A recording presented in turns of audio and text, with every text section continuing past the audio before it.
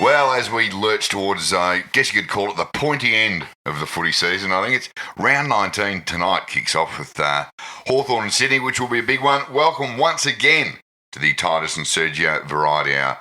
I'm Sergio Paradise, and here is a bloke who doesn't have multiple citizenships. It's Titus O'Reilly. I'm not sure about that now. Everyone's like... That's pretty hard to spot now. You're just not sure, are you?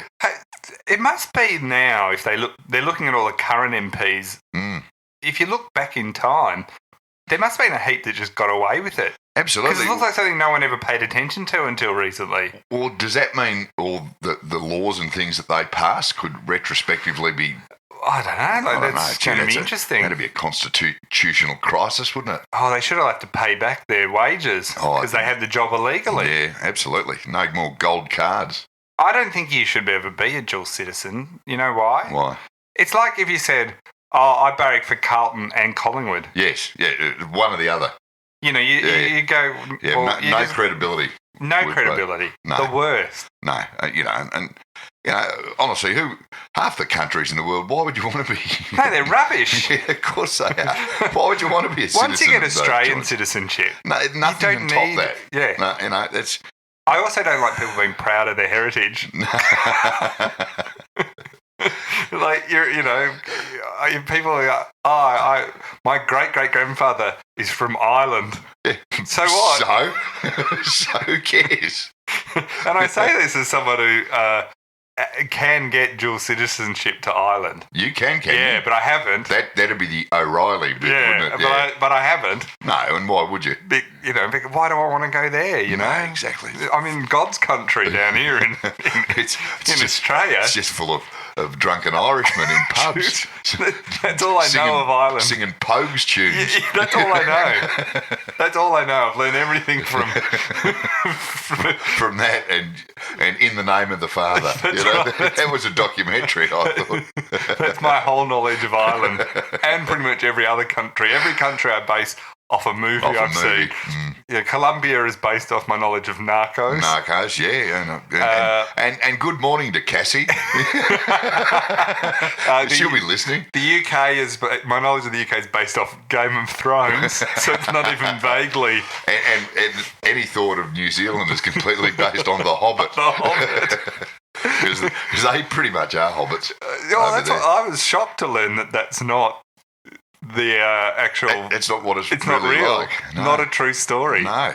I tell you what is a true story, the Titanic. Did you know that? It actually was a ship. Did that really happen? Yeah, it did. Gee, amazing. Did Leonardo DiCaprio, did it take him 6 hours to drown, like in the movie? Do you know I've never seen the movie? Haven't you? No. Oh, it's not bad. I saw it when it came out. Well, you love romantic movies. Yeah, well, you're a no romantic. I'm a sucker for anything with a Celine Dion soundtrack, as you know. You didn't even know what the movie was about. You just knew Celine was As soon as I heard those haunting panpipes, I was there. No, I never saw it. Didn't really. It's like I've never seen Footloose. Right. The remake or the original? No, the original. Have you seen the remake? No, I haven't seen the remake either. No, we've missed the start. And I never saw Star Wars.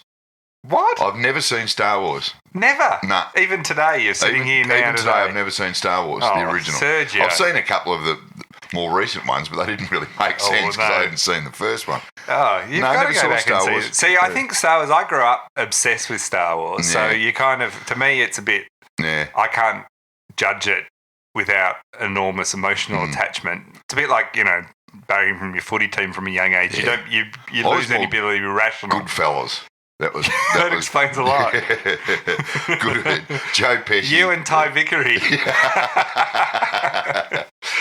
We should thank our supporters for joining up and supporting us. It's been another good week of people joining up. So thank you to our new and our old supporters that have make sure we can do all this.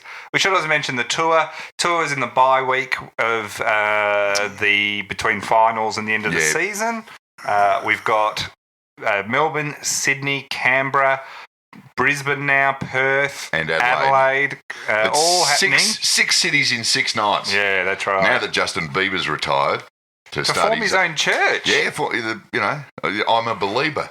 you know. He's taken it a bit too literally. Yeah, exactly. Do you ever think you'll leave me to form your own church? Well, they're tax exempt, so it's worth looking into. Maybe we could make this. Yeah, the Church of Titus. Church of O'Reilly, that's got more of a ring to it. That works.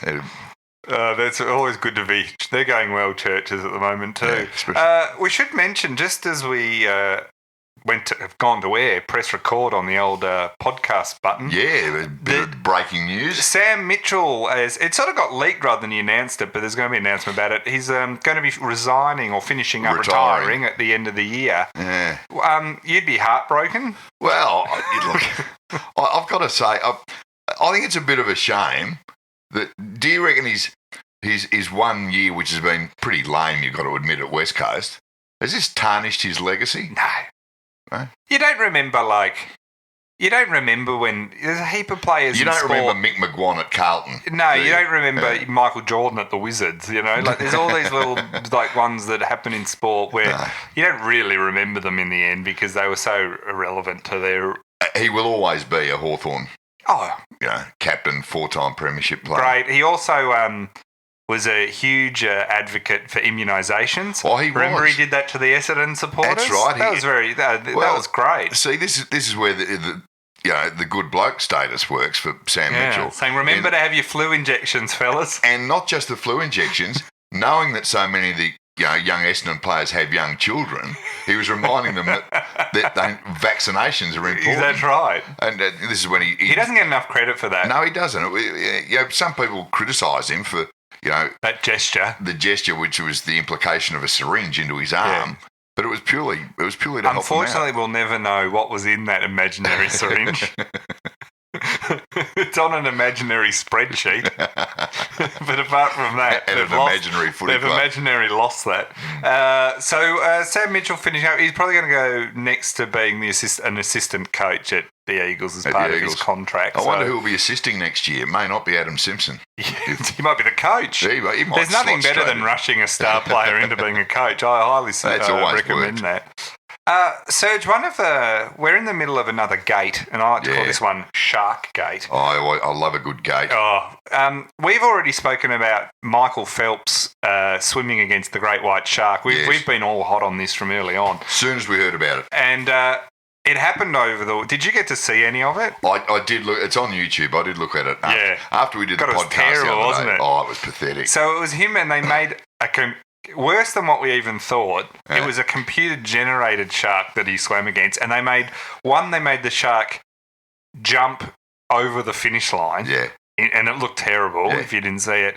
And then secondly, they made the shark win, but only in a dramatic final few seconds of the race, and it won by 2 seconds. And the commentator at the time said, at the 25-minute mark, the great white accelerates and takes the lead for the first time. Oh, really? It was a computer. They'd programmed it to do that. Like, they were acting like we were just idiots. And like, people have immediately seen this for what it was. It's a complete sham. Like, this was the worst shark thing on TV since Fonzie jumped one in Happy Days, The amazing thing I found about it, too... He got very defensive, too, Phelps got very defensive. But the thing that was amazing about all this is they even said that they made the shark win by 2 seconds to make it more dramatic. Right. So it's not even scientifically accurate because we all know, or if you listen to our podcast, we've banged on about it so much, what the average male swimmer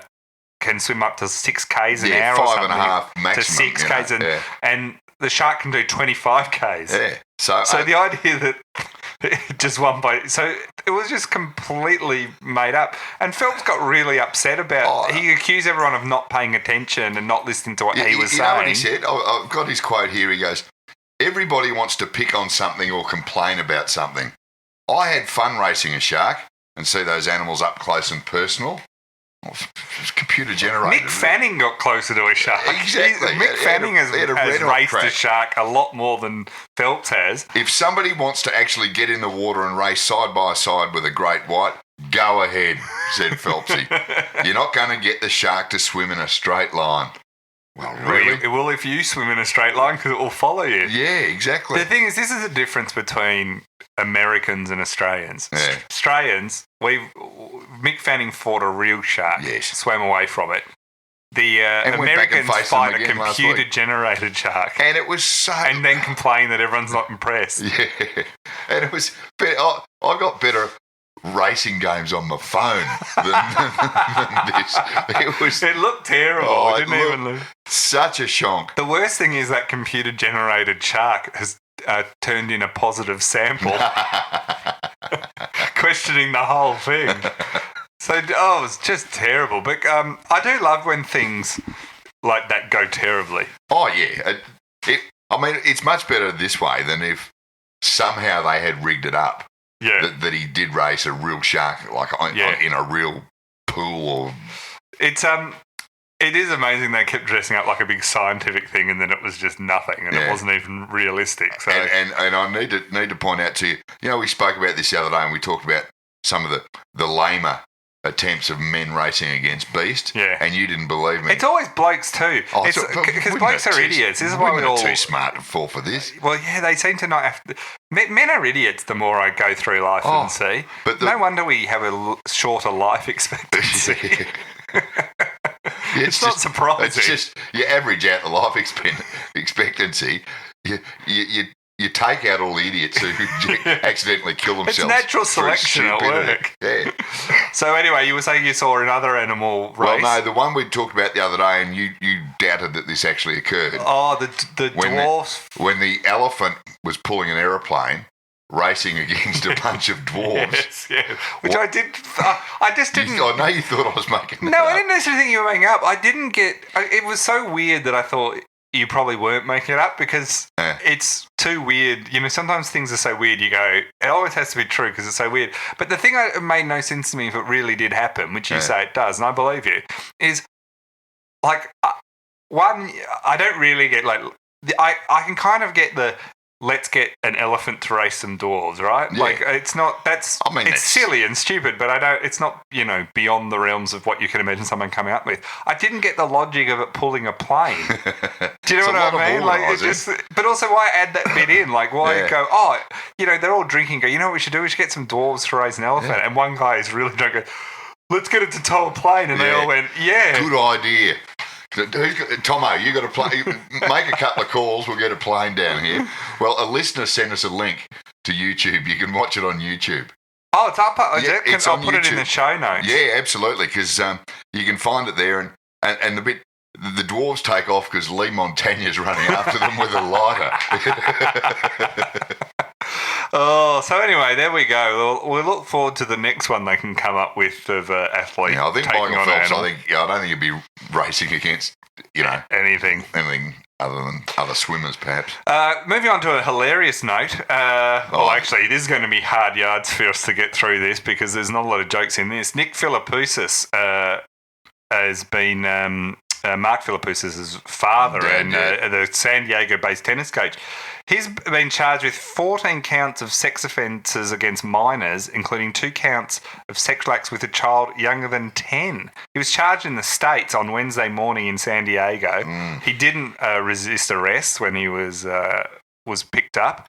Now, they're not actually saying very much about the people involved because to protect their anonymity and everything, which makes complete sense. And on top of that, there's bail, which I found interesting. His bail is $2.5 million. Yeah, you wonder. I mean, old Mark Phillip, he's had a good career in that, but there's not too many people getting around who can just whack $2.5 million.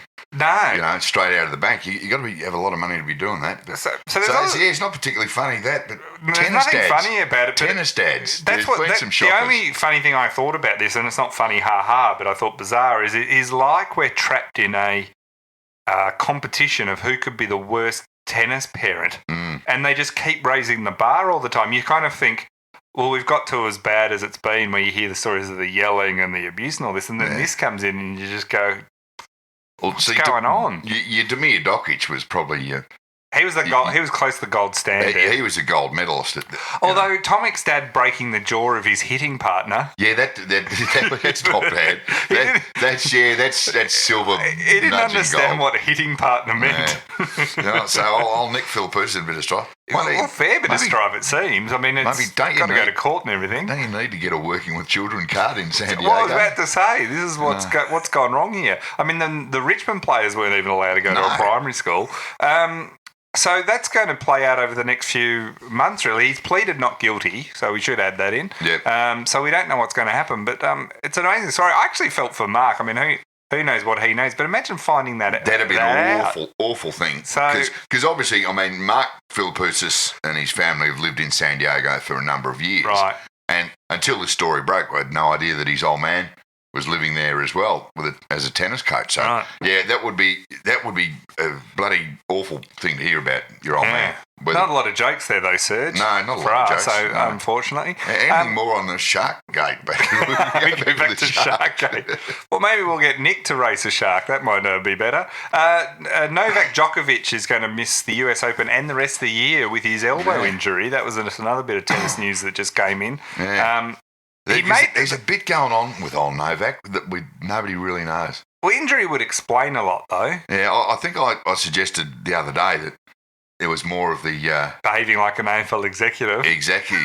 There was a bit of Simon Lethlean work. A going bit of Tiger Woods going on here, isn't it? Yeah, and so I don't know. Maybe the elbow injury's got something to do with that. You don't think it's tennis related? No, I'm suggesting it ain't tennis elbow.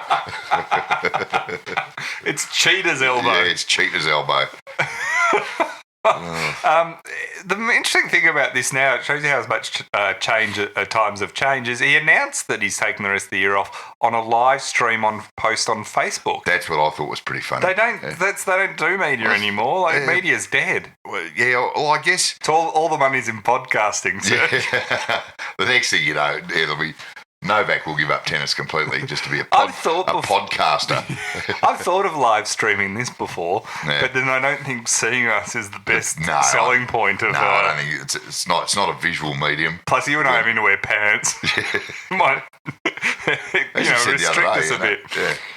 Now, this one was a fascinating one that came through this week. Again, not a lot of jokes. We've picked terrible topics for jokes. Everything's this week. Bit ugly. The NFL have been doing a study. Now, we've known for some time that they've had terrible issues coming up with concussion, coming out of concussion, and more the long-term impacts of concussion. And then an updated study that came out on Tuesday this week in the Journal of the American Medical Association, which I know you subscribe to. Yeah, I get it through every month. Has found that football players and degenerative brain disease, which is it's CTE is what they refer to it as, which is a chronic traumatic encephalopathy. I'm not pronouncing that right, I'm sure. Encephalopathy. Oh, there you go. Dr. Sergio. I told you I read that magazine. Dr. Paradise. Dr. Paradise. Dr. Feelgood. Yeah, I like Dr. Paradise. We should say that from now on, that you're a doctor. Yeah. Love doctor. Yeah. PhD. Now, this is not a good outcome you want out of this, is they found that, so obviously a lot of footballers have said, or NFL players have said over the last few years, when I die, when and if I die, I will, well, when we all eventually die, but when I die, I'll donate my brain you can have my brain for research. To research, right? Because this has become such a concern. So in 111 brains that they've tested now, which is a fair few, 110 of them have had this CTE. That's all but one. Almost 100%. Yeah, all but one. So amazing. It's now CTE is linked to repeated blows on the head. It's not necessarily. You get knocked out all the time. It's not necessarily a concussion-based thing. It's constant bashes to the head. And I think the problem the NFL have had is because they've all worn helmets since the game started, really. And they've always thought, well, that an air of invincibility solves the problem. But if you've ever seen an NFL game or American football of any level, game up close, the crunches, the head-on crunches are just mind-boggling when you see it, and you hear it up close, and the helmets banging into each other. It's not surprising. But for years as well, they purposely use the helmets as a battering ram often and when they trying to clean up a quarterback or a receiver. They've banned a lot of this now, but they would try and lead with their head to clean up the other guy and hit him in the head. And you can do that because you've both got a helmet on, but it still has these huge impacts. The thing that worries me about this is, and I've said this before, this is where things like with Joel Selwood's ducking does actually worry me.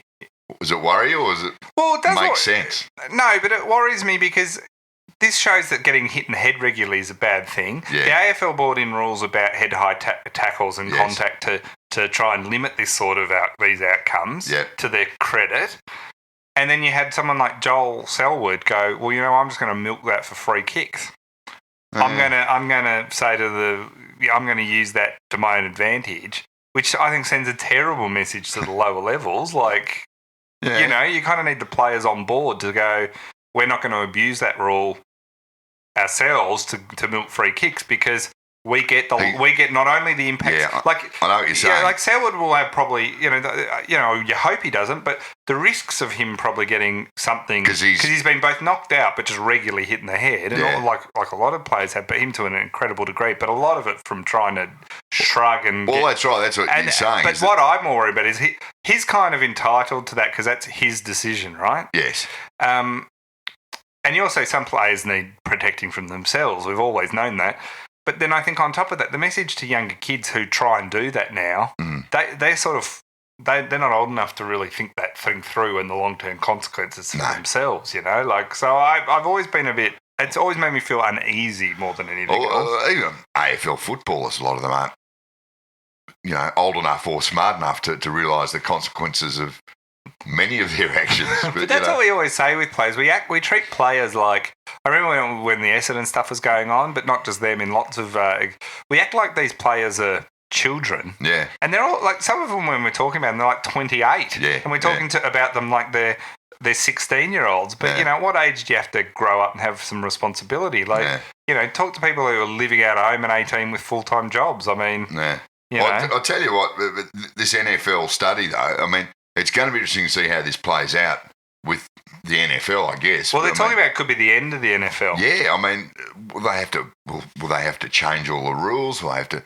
ditch the helmets? And it's too big a business just to wind it up. Yeah. But or down the track, is there going to be some massive class action lawsuit by past players? There's been plenty of that going on anyway. But as I say, without trying to. There's no exaggeration. If 110 out of 111 brains it's not of former players, it's not like a minor risk. It's hard to argue against that figure. It's almost a certainty that you're going to have some sort of long-term problem, some brain injury. And there's been quite a few famous cases in the States with former NFL players going. No better word for it, it's going a bit mad, and even having suicides and all sorts of things, and they reckon it's all linked to this stuff. There's been a lot of suicides. There's been rage, unexplained violence, and a lot of premature deaths. It's not unusual. You see it every now and then. A former Baltimore, they're 50 or 40 or something. They're 48. He died or something. Unexplained. Well, it happens fairly regularly. And it'll be interesting to see what sort of because I haven't really done studies like this in a major way with AFL. No. Your biggest problem here would be getting players to donate their brains. You're not having mine. Well, I think they do wait for you to die. Oh, do they? They're nice like that. There was accusations this week in the media that he got asked it directly. North Melbourne. Brad Scott got asked, are the Kangaroos this year tanking? Yeah, we haven't had a good tanking story for a while. Well, tanking's a dangerous crime because it's the only crime I'm aware of in the world, in the entire world, where you can get penalised being found guilty or not guilty. Well, it doesn't actually matter. Remember when Melbourne got penalised for being found not guilty of tanking? Yes, they weren't tanking. but they were penalised all the same. Of all the stupid things the AFL have done and the illogical... That's got to be up there. Oh, it's right up there. It's quite unbelievable. But I'm going to leap to... Brad Scott said that the idea that they are tanking, he said, is absolutely laughable. And that why would they do it? And they're either... if they are tanking, they're doing an amazing job of it because they've almost won a lot of these. Yeah, so that's they're right. obviously They've at the lost last 7 minute. right. And of course, we should point out that the accusation of tanking is to lose as many games as you can to finish closer to the bottom or on the bottom. Get the best possible draft pick. Finish on the bottom, you get number one. I'm the first to leap to Brad's thing and say this isn't tanking. Brad can coach this badly not on purpose, just when he's trying. I don't think they're tanking. They're just not very good. Well, they weren't good last year. Remember, they started off last year and they won. Basically up to the bye, they won everything and they were top of the ladder. And then they proceeded to, I think, win about 2 more games, and that was it. Even though they made the finals. So I went and looked this up in a bit of statistical analysis search. Oh, because you know me. Yeah. Oh, yeah. I went into the lab. The security guy at Fox Footy said, "What are you doing here?" but you stood there and you looked at the 3D. Yeah, I stood there and did everything. Graphics. So I was looking up and I thought, well, they've been terrible this year, but let's not forget they were terrible last year too. Yeah, that's right. So I went back and I looked, and so since June last year, which is when their decline began, they've won right up to today. Which is roughly June last year to now, so just over a year now. Yeah, 13 months of footy. They've won 7 games and lost 23. So it's not like maybe they are tanking. Well, but if they started... But they've been tanking early. They were tanking even though they made finals last year. So, and then I thought, well, so you look at it, and that was including when they had all their top 4 or their 4 players that they dumped at the end of last year. So you look at that, 7 wins, 23 losses. You think about it, not that long ago, a couple of weeks ago, we had a flood of Brad Scotters in demand as a coach stories. And no one went, well, hang on, he's in the last year, he's 7 and 23. Yeah, out of his last 30 games, this is barely half a dozen victories. This is both pre and post the rebuild they're in. Which makes you think, you really hope he does go to Collingwood. to bring that sort of record to the Magpies, that'd be even Isn't that amazing, though? Yeah. 7 and 20. They've won 7 games in a year. Oh, it's pretty bad. That's like Melbourne in the old days. It is. It's there. I mean, if it doesn't turn around, that's what. Now you could say, well, they've been unlucky in that a lot. Like you could argue that there's about 7 or 8 games in that they should have probably won even. But you got to. That's the problem with football. You got to actually win them. You got to win them. You don't get to bank the close ones as wins. Near enough. So anyway, that was kind of amazing, wasn't it? Oh no. We should add this week. There's been the GWS Giants. Obviously, are getting a bit upset that they're acting like everyone hates them. Yeah, well, just because everyone hates them. Why have they suddenly discovered that now? Well, they got really angry because this started actually last week. Paul Roos came out and said that basically the Giants' system and the way they play. Yeah. They've got all the talent, but their system of play is terrible. Yeah. And Dave Matthews is the CEO of the Giants. And Dave Matthews doesn't mind a scrap. No, he doesn't mind a scrap at all. He came out and had a big go at Roos, saying Roos has always hated us because he was at Sydney and the Sydney Swans never wanted the Giants to come in. The second Sydney team, which might all be true, but the problem was then they lost the next week and it looked like Roos was right and they were wrong. And Roos could, even though, let's say he does hate them, even someone that hates you can sometimes be right. About you. Yeah. They might hate you for a reason. And it might be a very good reason. Yeah. Now that sort of I thought, oh well, that's interesting. But Dave Matthews isn't. Apart from having a wonderful band, he's not really particularly well known to a lot of people. Yeah. So it's sort of that kind of. I think the last time came and went. We saw him was Big Day Out in about 2003. The Dave Matthews band never got big over here, though, did they? They were big on in America and on the college circuit. They were huge. And but here, they never. I bought a Dave Matthews Band CD years ago because. Did Celine Dion recommend it to you? Oh, I went straight back to Celine. Old Dave Matthews. God, were they overrated, that band? I've always found them pretty song, Dave, boring. Yeah, they're all pretty. Anyway, so then this week though, Kevin Sheedy came out Who's never, to our knowledge, has never had a band. The Kevin Sheedy band, big in the colleges.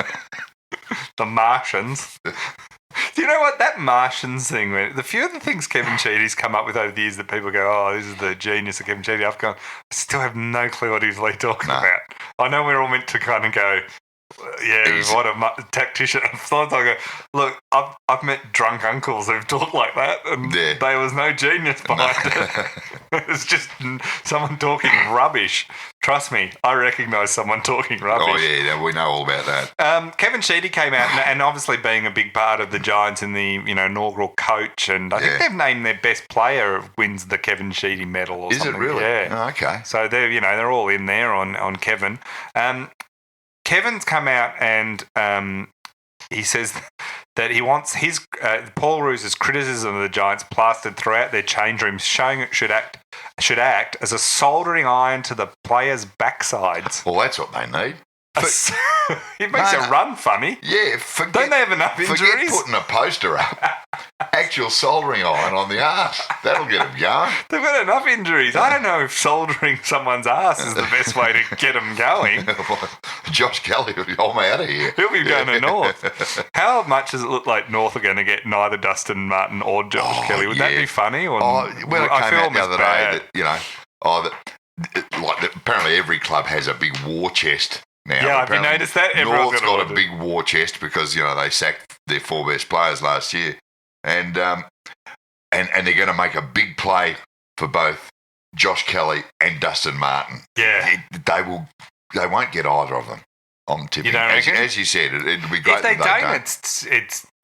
I mean, on one side, good on them having a go. You can't. Yeah. As a supporter, you kind of you want your team to be going after good players, especially when you're sitting second last on the ladder and have won 7 games in a year. But on top of that, but if you don't get them, it's kind of like the embarrassment of we can't even throwing the most money at these guys, we can't get them to come. And then it's their big war chest has got to wait another 12 months to spend, making interest. That's why you always have a war chest. Oh, that's what a war chest's for, exactly. It's always then, I did like when everyone started to panic that Martin could end up at Sydney because Sydney aren't saying anything. So in Sydney are in this position where by not saying anything, they freak everyone out. It's great. That's part of the genius of the Swans, I reckon. And it has been. It was like with Buddy Franklin. Nobody knew. Yeah. It's still one of the most baffling things, I reckon, of the last decade. The best secret keeping in footy, which is hard. That's my point, is that whole deal was kept secret for so long by so many people. It's an absolute touch of genius. Yeah, I know. And you're dead right. The fact that the Sydney aren't saying anything about Dustin Martin, people are around going, oh, they must be going to get Dustin Martin. How much money would you pay to be sitting watching Eddie Maguire if he finds out that the Swans have got Dustin Martin? And Josh Kelly. And Jake Lever. Can you imagine the red? Oh, he'll explode. It would explode. It's going to be. And there's not much they can take off the Swans anymore. They've taken Kohler. Yeah. They put the trade ban on them for no reason for a year. So what else have they got to do to them? Well, and the way they're going, they're going to go close to winning the flag again this year. Oh, but with the Sheedy and Roos thing, it got even Well, Sheedy more started personal. saying Roos is a serious antagonist of the Giants. Yeah. And, bang on about how he'd never want it. And Sheedy then went... he took aim at Paul Roos's record as both a player and a coach, and said of the 2005 flag that Roos coached Sydney to, Paul Roos is the person who won 1 premiership by a kick in his whole career. He must have a lot of knowledge. Put that in your story. Oh, Sheeds, he loves it to crank up the publicity, doesn't he? Is this like wrestling where it's just, now it's your turn, Rosie? It is like the trash talk before a big fight. Yeah. I think that's being a little harsh on Roos. I've had my criticism of Roos occasionally, especially when he told all Melbourne supporters that they were being too negative and part of the problem. That kind of annoyed me a bit. There is that argument, though, that he's created this sort of saviour and aura and persona about himself as being... But he did set the Swans up from being horrendous to pretty good, and he has done the job at Melbourne. He likes his money, though. He does like the dough, and he likes the free gear. That gets him a lot of... But if you speak to anyone who worked or played for the Swans in that career, in that era, they'll be the first to say that Roos set up that sort of Bloods culture that they want to talk about. Because up until then, Sydney had always been a bit of a destination for players at the end of their career, or they'd pluck somebody from here or there, but they didn't have a brand. That's what they didn't. They didn't have their own brand. Who was it this week? Who are we talking about? Who said that they'd lost their brand this week? St Kilda? Was it St Kilda? It was Alan Richardson, yeah. We lost our brand. The brand's loose. No, it didn't. Where is it? Where is it? It's probably down the back of the couch. Yeah, the bloody trainer's left it in the boot of his car, with the spare jumpers. Took it to the Saints disco. The brand stuff is just baffling to me. I keep being on about that. Without bagging the Saints too much, because all the clubs are guilty of it. Oh, that's right. They're not alone. Even Simon Goodwin, who we encouraged to keep doing what he's doing last week. I mean, he's the first one to talk about the brand of football that we want to play. He loves the journey. The only journey I love was an 80s band. Yeah. Don't stop believing. Don't stop believing, Serge. Oh, yeah. And of course, the other journey is on shows like The Voice and The Bachelor and stuff like that. And the journey, if you go on any reality TV show, it always ends in obscurity. Oh, that's the great thing. I watched the first episode of The Bachelor the other night.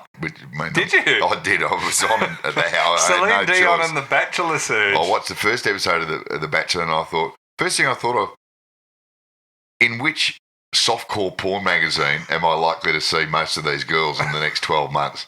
Because that is pretty much all I like how your knowledge of that you're still reading soft porn magazines. Oh, that's where they'll end up. Yeah, and, you're the one guy still buying them. Homegirls 2017. There's a thing called the internet, Serge. Oh, you see?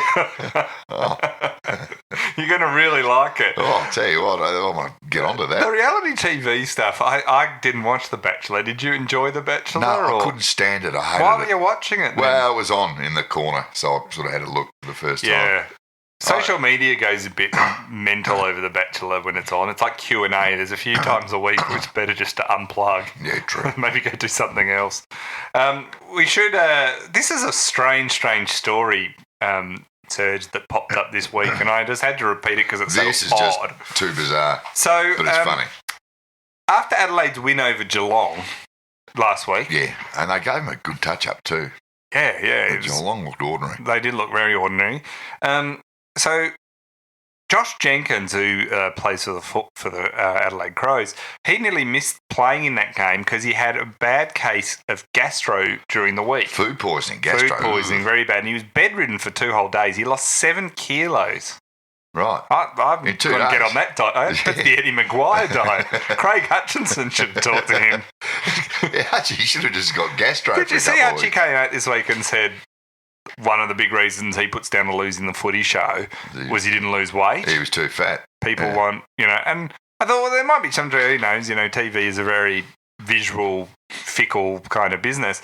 But I always thought, like, whatever people think of Hutchie aside, the footy show, going in the way it was, you kind of want to hide into nothing. I didn't think anyone you could have put. I mean, it'd be interesting if Eddie can turn around. Oh, yeah, but I don't think because Hutchie was carrying a few kilos. People aren't going to go, I'm switching off with that fat bastard, Maybe they did. Yeah, well, maybe, but, so I thought it was a bit weird. But anyway, Jenkins lost 7 kilos. Now, it turns out that it was from eating ham following a funeral he went to in Victoria. Oh, hello. Nothing like some bad ham. Bad ham at a funeral. How much ham did he eat? Did they just have ham? How did he know it was just bad ham? Like, was there just... Like, did he know as he was eating, he's like, this ham's off, but kept eating it? Shoveling it down. I'm in Victoria and I'm hungry. Or, how did he know? They put on a good spread at Or did he just eat ham? There's nothing wrong with eating ham. No, but, only at Christmas time do you eat just handfuls of ham. Does anyone say it was handfuls? Well, to get sick and to know it was just the ham. Well, that's right. I mean, how does he know that it was the ham? Very specific. Unless, I don't know, maybe a bunch of people got sick. Yeah. Well, it's more likely to be the ham, but anyway. Gnawing on a bone down at the back of the funeral parlour. Anyway, so after he was this, he then played. Yeah. And managed to get up for the game, so good on him. After the game, after they smacked Geelong, he shook hands with Geelong's Harry Taylor after the match. Yeah. And he told the radio station 5AA over there in South Australia, he said, when we separated, there was ham in my palm. It was probably 25 grams worth from the deli. I wasn't getting too... Too specific about I wasn't getting too close to it. I was going to throw up. It was that small an amount that you could have hidden it in your sock. I was dumbfounded. This is my favourite bit. Jenkins said he and Taylor barely know each other, sharing a management, I do now. but never having really had a conversation. He's a different cat. How weird is that? So Harry Taylor... Here's that he got sick from ham. Yeah, so he's put a slice of ham in his sock, which has been there for the whole game. So you'd have to suggest that if anyone ate that piece of ham, they'd probably get gastro as well. Yeah. So he's hidden it in his palm like a joy buzzer, and put it into Josh Jenkins' hand. At the end of the game too. So like what on top was of the point he was trying to make? But also like, what's the? What what's the? It's like it's not a sledge because the game's finished. Yeah. So. And it was in reference to him getting sick. And what about? It's a bit of effort. You know what? Sometimes someone can make a joke, and it's a bit, it's kind of not a great joke or a bit off or whatever. But it's usually because it's a spur of the moment thing, like the wrong thing pops into your head, and you say it, and then go, "Oh, I shouldn't have said that." But this is like a pre-planning. This is like a premeditated robbery. They've come out. Somebody at Geelong said just in the last 24 hours, I think they've suggested it was Patrick Dangerfield's idea. Former Adelaide guy, he's a good mate. Oh, I like it. I'm aware of where he came from. They reckon it was Danger who was the thing, but that came up with the idea, not who did it. And he said to Harry Taylor, this will be funny. I think Danger might need to concentrate on his footy a bit more, even though he's having a great season. Well, what if it's lucky he didn't get sick on like a big salami or a chorizo or something? That would have been funny. Keep that in your sock or your shorts for the entire game, and then slide that to Josh Jenkins. So bizarre. And I just love that, like, if you knew someone really well, that might have explained If it was your best mate or something who played for the other team. Yeah, even then it's a weird joke, right? But someone you barely know. Yeah. That's your, like, how are you? Yeah. So Harry Taylor is, I mean, let's assume there was no ham in the Geelong rooms before the game. So he's probably had to bring it from home or stop at the deli on the way there to buy, or as Josh Jenkins said, 25 grams worth to shove in his sock. He's rang the team manager and gone, like, get me some ham. And he goes, what for? Just get it. Just get it, I need it. Go to the deli, it's essential. It's just beyond bizarre. Oh, it's the weirdest story I've heard all year. But will it create a precedent? Will that now... Meat-related handshakes? All players just bringing stuff onto... for stupid handshakes. Some Strasbourg. What meat would you play with? Oh, as I said, a nice Spanish chorizo. A bit of pork crackling. I like those duck rolls, that they do with the hoisin sauce, duck pancakes. Oh, duck pancakes, Peking duck. Yeah, I love a bit of Peking duck. Yeah, all those pork rolls. They're the ones that, if you want gastro, you get pork rolls from some of those joints down in Clayton. You'll lose your 7 kilos real quick. Oh, there we go. Well, we've got an exciting week of football coming up weekend. We've got some good games this weekend. There's some good games. We've got Hawthorn Sydney tonight, which I'm going along to. I'm looking forward to that. Oh, yeah. That's at the MCG. We've got North play Melbourne. If Melbourne can't win that... Oh, I know it's the sort of thing we've said over and over again, but it would be such a Melbourne thing to drop that game, even though North have been GWS hopeless. are playing Freo, so up in GWS. So they should get back on that one. St Kilda go to Port. They're not even sending Riewoldt over. No. So Nick Riewoldt... Port will want to improve because they were shocking last week against terrible. Gold Coast playing Richmond, but Jack Riewoldt's not playing. He got a cut to his right eye, bleeding at the back of it. Sounds like someone's gouged his eye at work. Oof. You should never gouge a co-worker, no matter how much you want to. Dion unless you work for the Australian Olympic. Yeah, that's right, the AOC. Dion Prestier's out. because this is Swans versus Gold Coast, right? I didn't realise that Darren Pressey has gone to Richmond, and I've watched every Richmond game. Hasn't he been a great pickup? What a dud he's been. So Basher Hooley's going to be back. So he's going to get. He's had his 4 weeks gone already. Yeah, he'll get booed by the 7 Suns play fans in the. This is a good one to come back on. Yeah, you're not going to get a lot of heat up there. So that's going to be interesting. All this stuff this week about Richmond fans desperate to get to the Geelong game in, is it round 21, round 21 or something? And they might not get tickets. Yeah. I mean, God, what a shame. Going to miss that loss. At Cardinia Park. Yeah, I mean, they're not going to win, so probably best get your weekend back. Carlton are playing Geelong. Carlton have totally given up for this year now with Cripstown. They're just not even... Motlop for Geelong is being managed, which is the new term I noticed they've put all through this week's outs, which means dropped, basically. Some they're resting for the final. Average lately. He's started off the season well, but he's been terrible lately. Bulldogs play Essendon. This is, to me, the most important kind of match of the round because whoever wins that, you got to say, for the Bulldogs, it's over if they don't win this. And for Essendon, it kind of really starts to solidify them in the top 8. And I just thought to myself, the good Essendon, the Essendon when they're at their best, is very good this year, and their worst is terrible. But they seem to have lately been playing a lot more. The last couple of weeks have been pretty good. And I suddenly thought, could you imagine the scenario is possible that Essendon win a grand final and James Hird presents the Norm Smith? Could you imagine? That vision and that. I mean, Essendon supporters right now listening would go, it's a good item. That's what I'd be if I was an Essendon supporter. But for the rest of the league, it's like, makes Meatloaf look like a walk in the park at a grand final. Nightmare, wouldn't it? Terrible. But it could happen. Yeah, it's feasible. I don't think they're going to go. I'm not saying it will happen, but I'm saying it's still a possibility. It's true. I kind of want to tip the Doggies there, but I didn't because the Doggies are not the Doggies of last year. They haven't shown anything this year at all. No, they've gone off. I don't know. But not even close this year, have they? They're just... Are the Jungle Drums beating around Luke Beveridge? Oh, he obviously has to go. Yeah, he has to go. They should trade him for Bontempelli. That's what I'm going to start get rid of Beveridge, bring in Brad Scott. With his 7-23 record. Collingwood play Adelaide. Eddie Betts is out. They had his appendix out. He's out and his appendix is out too.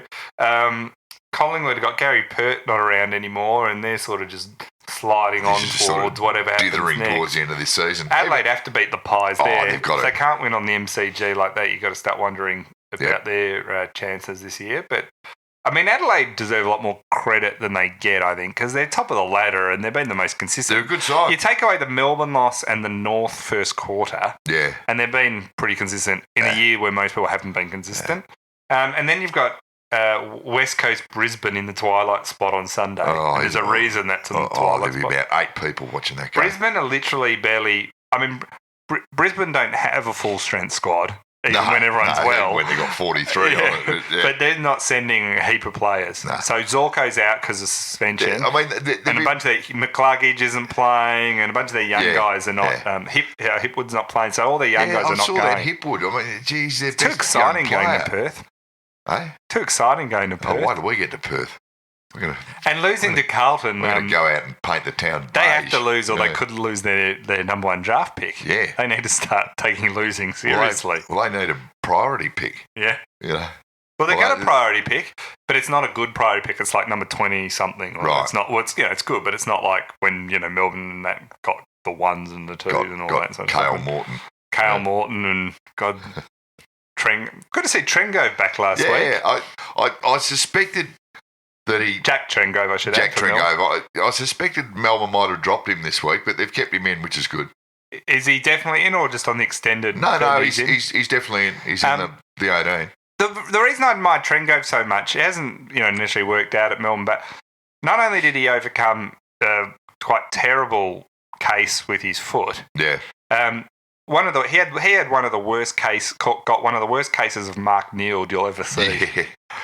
Just a terrible. It was I mean, you talk about Josh Jenkins losing 7 kilos. Pointing to someone who ruined careers left, right, and centre. So anyway, that's going to be West Coast have to win that at home against Brisbane. With Brisbane barely playing, and that's where Sam Mitchell.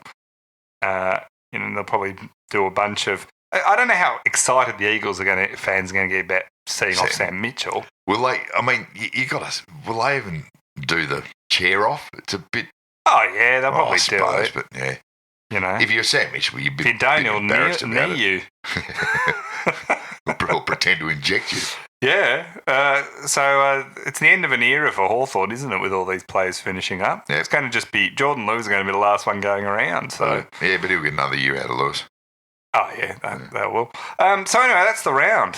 Exciting stuff. Yeah, and round 20 next week. Jeez, finals just around the corner. We're almost there.